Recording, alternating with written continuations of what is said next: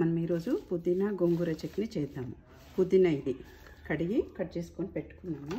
నాకు ఇప్పుడు గోంగూర లేదు, నా దగ్గర గోంగూర పేస్ట్ ఉంది. ఈ పేస్ట్ వేస్తున్నాను అనమాట. నేను ఇప్పుడు ఇది ఏం లేదు, ఫ్రోజన్ అనమాట. మనము గోంగూర దొరికినప్పుడు తెచ్చేసుకొని అది ఆయిల్ వేసి ఫ్రై చేసుకొని ఇలా ప్యాక్ చేసుకొని పెట్టుకుంటే ఎప్పుడంటే అవసరం ఉంటే అప్పుడు వాడుకోవచ్చు మనం, పప్పులోకైనా చట్నీలోనైనా. అది గోంగూర అనుకోండి, ఇందులోనే కలిపేసుకోవాలి. ఇప్పుడు గోంగూర నేను ఇందులో పెట్టుకుంటున్నాను. లోపుగా ఇది గోంగూరకు పచ్చిమిరపకాయలు నేను కొన్ని తీసుకుంటున్నాను. కొంచెం ఎక్కువ ఎండు కారం వేస్తాను. ఇది ఇంకొక స్టవ్ మీద కొద్దిగా ఆయిల్ వేసి ఫ్రై చేసుకుందాము. కొద్దిగా నువ్వుల పొడి, కొంచెము చింతపండు నిమ్మకాయ సైజ్ అంతా, జీలకర్ర పొడి, మెంతి పొడి, బెల్లం మీకు ఇష్టం ఉంటే వేసుకోండి, లేకపోతే లేదు. అది కొన్ని వెల్లిపాయలు కొంచెం ఎక్కువ వేసుకోండి. ఇంకా ఎండు కారము, మామూలుగా జీలకర్ర ఆవాలు అన్నీ అవి మామూలుగా. ఇందులో కొద్దిగా ఆయిల్ వేసుకుందాము. ఆయిల్ వేసుకొని పక్క స్టవ్ మీద కూడా కొద్దిగా మిరపకాయలలో ఆయిల్ వేసుకొని అవి కూడా వేపుకుందాం, ఫ్రై చేసుకుందాం. పుదీనా వేగుతుంది కదా, ఇప్పుడు ఈలోపు ఈ పచ్చిమిరపకాయలని మనం కొంచెం వేయించుకుందాం. కొద్దిగా పచ్చివాసన పోయే వరకు మిరపకాయలు వేయించుకుంటే చాలు.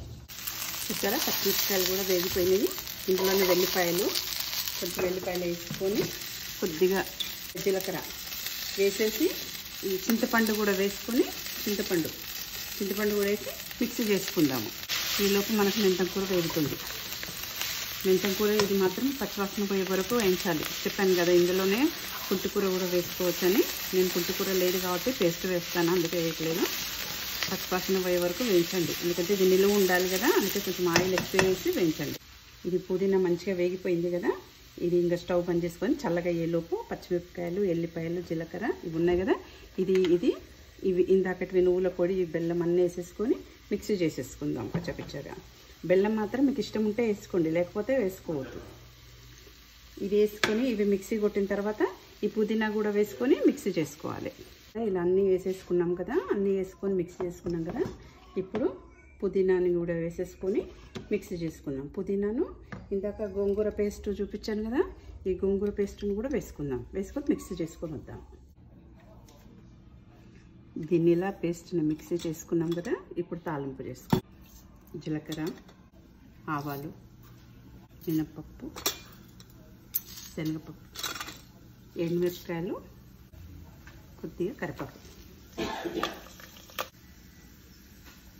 ఇలా ఎర్రగా అయ్యే వరకు వేయించుకొని కొంచెం ఇంగువ పొడి,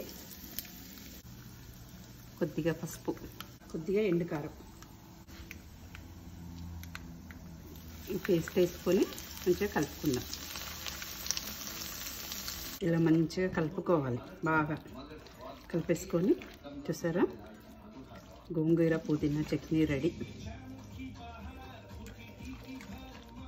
ఎంతో రుచికరంగా ఉండే గోంగూర పుదీనా చట్నీ రెడీ.